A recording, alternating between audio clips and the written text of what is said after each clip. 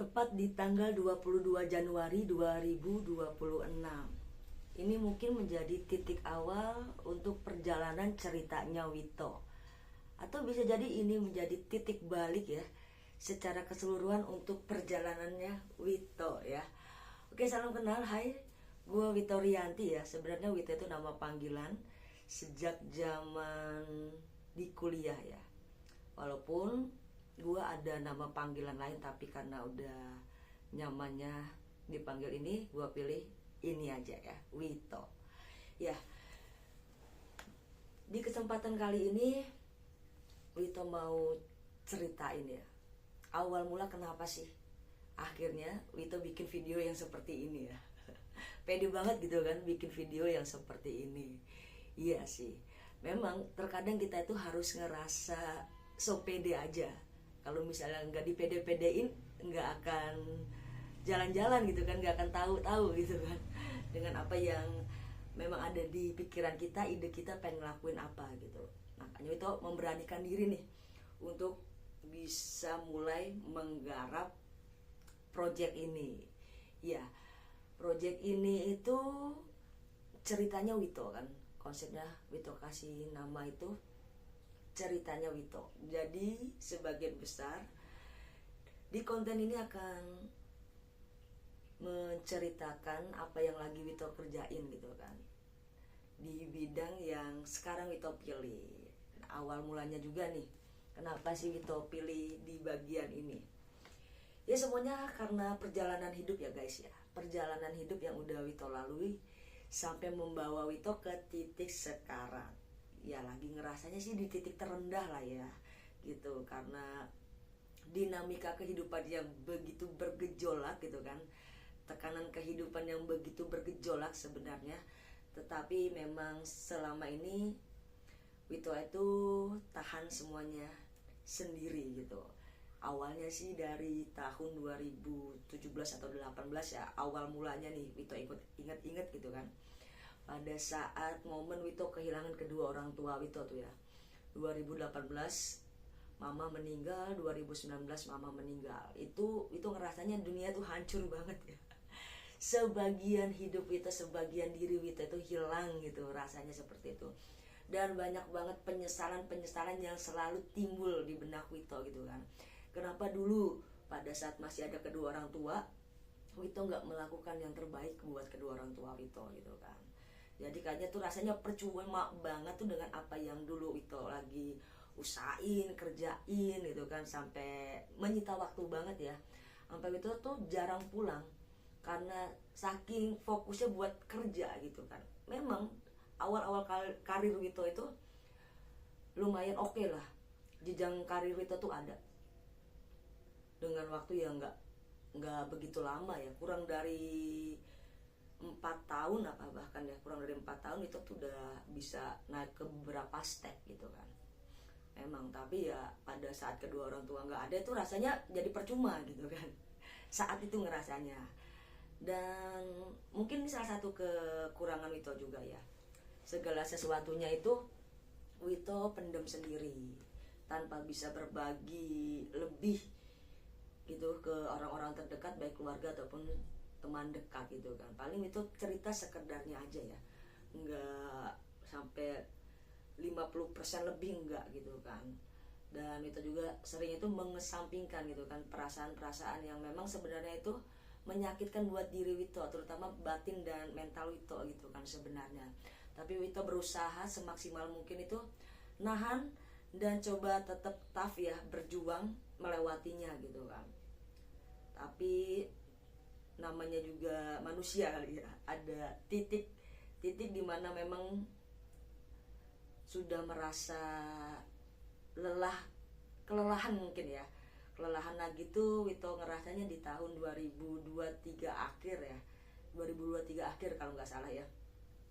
Ada sesuatu hal yang men-trigger lagi nih, merasa kehilangan dan bikin Wito tuh nggak fokus ngelakuin sesuatu hal. Ya pada waktu itu kerjaan lah ya, udah mulai nggak fokus kerja lah intinya gitu. Akhirnya Wito milih untuk resign, dan Wito waktu itu ada tawaran juga dari teman dekat untuk kerja dengan beliau. Akhirnya Wito bekerja dengan beliau, tapi itu nggak lama juga. Wito masih ngerasanya nggak stabil dalam diri Wito gitu kan. Wito milih buat mundur di 2024 awal ya. Wito pulang ke kampung ya, pulang ke kampung sebenarnya dengan kondisi yang lagi kurang baik tuh ya, terutama mental sih ya, kondisi mental yang lagi kurang baik. Akhirnya Wito memilih untuk buka usaha ya, buka usaha kedai ya, namanya kedai Dras Plus waktu itu ya, buka tempat usaha makanan dan minuman kayak gitu, F&B lah.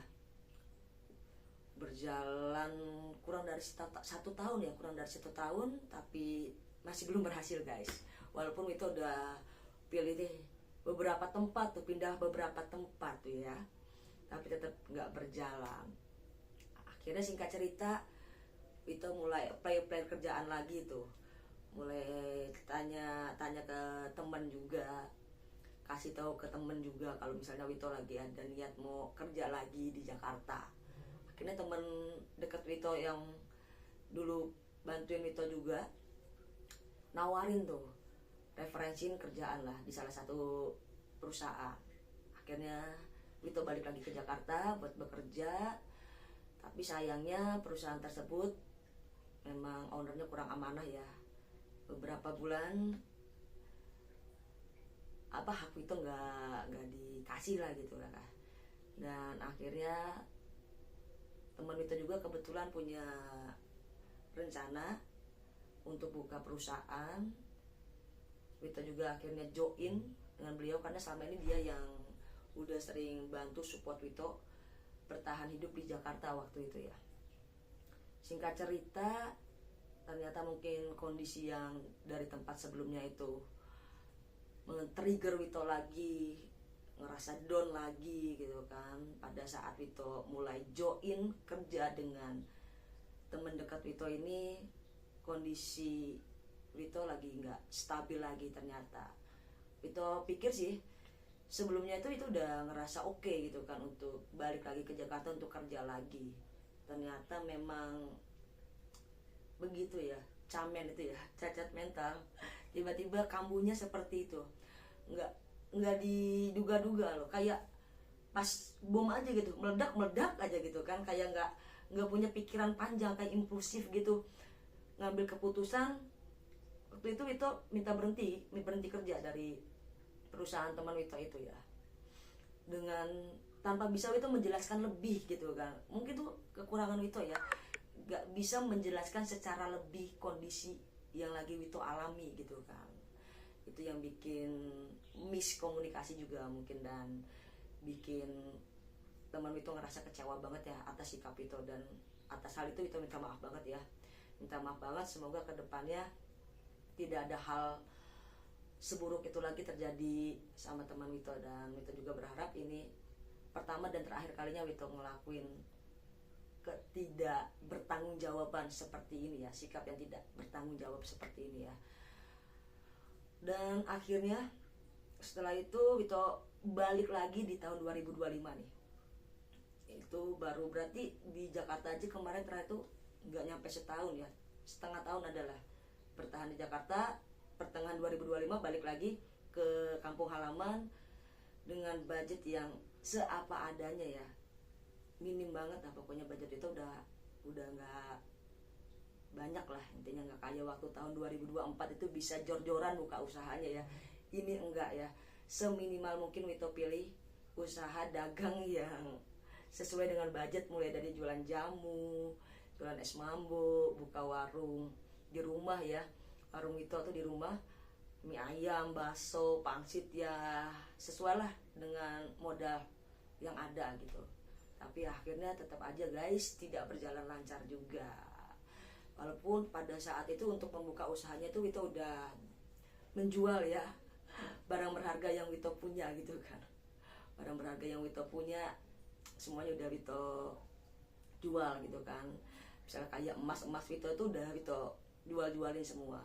Biasanya kan Wito tuh ada pegangan ya, beberapa biji lah emas itu, entah kalung entah cincin, biasanya cincin yang itu sisain tuh ya, karena kan itu seneng pakai aksesoris cincin gitu. Dan udah habis semua itu. Pikir tuh akhir-akhir tahun 2025 tuh harus gimana lagi nih, apa yang bisa gue lakuin gitu kan. Memang hidup itu penuh kejutan ya guys ya.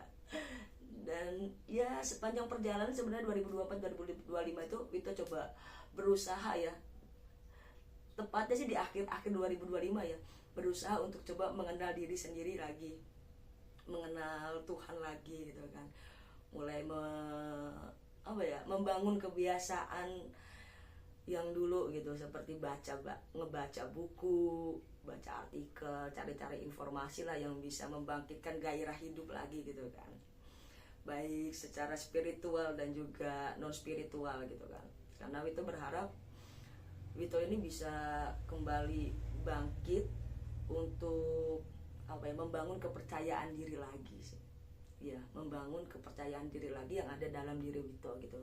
Biar Wito itu bisa lebih punya daya juang untuk kehidupan yang jauh lebih baik lagi.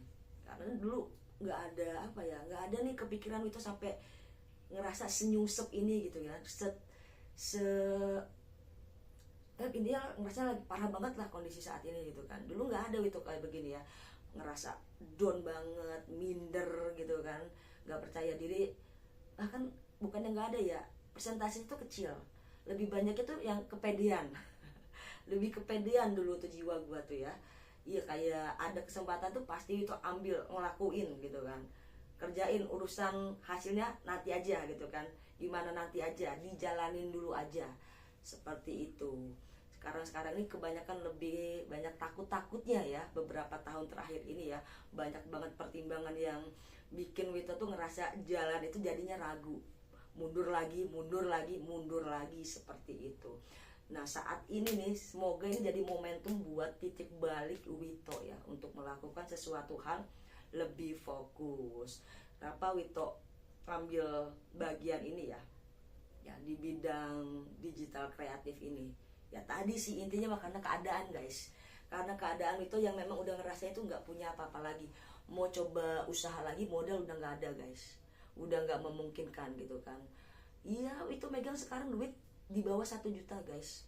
Coba kalau bisa dipikir logika itu, dengan kebiasaan Wito ya, kebiasaan Wito itu duit segitu nggak ada apa-apanya gitu kan, udah ketahuan itu logika Wito ya, logika manusia biasa gitu kan.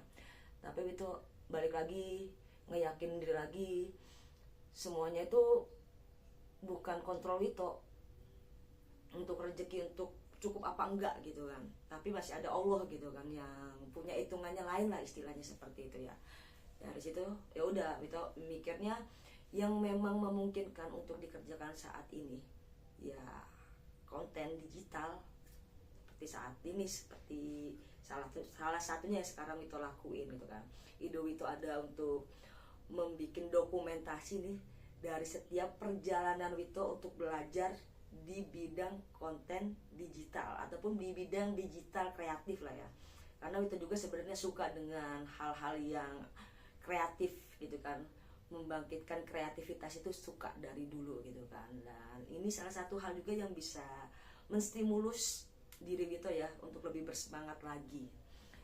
Wito harus fokus dengan satu hal aja sekarang ya, nggak bisa kayak dulu bisa fokus di beberapa hal dalam waktu yang bersamaan. Untuk saat ini Wito masih belum bisa ya, makanya Wito memutuskan untuk memilih satu bidang yang akan Wito garap, Wito kerjakan ya.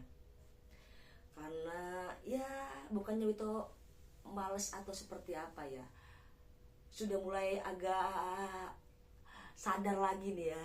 Kayak kemarin-kemarin aja udah sempet apply kerjaan lagi gitu kan. Tapi kan kalian tahu sendiri, nyari kerja itu nggak semudah itu kan, nggak segampang itu bisa langsung dapat. Dari itu Wito makanya udah mulai mendorong diri Wito banget nih.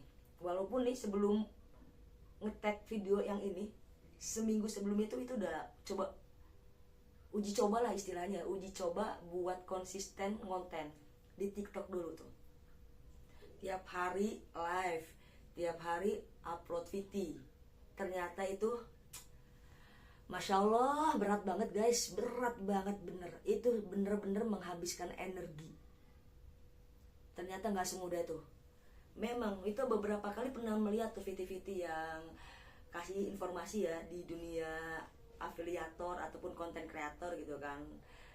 Emang nggak semudah itu. Semuanya butuh proses dan perjuangan. Yes, bener banget ya. Sempat mikir, aduh bisa nggak nih gua ya. Tapi Wito inget lagi kata-kata kedua orang tua Wito nih yang membangkitkan semangat Wito nih.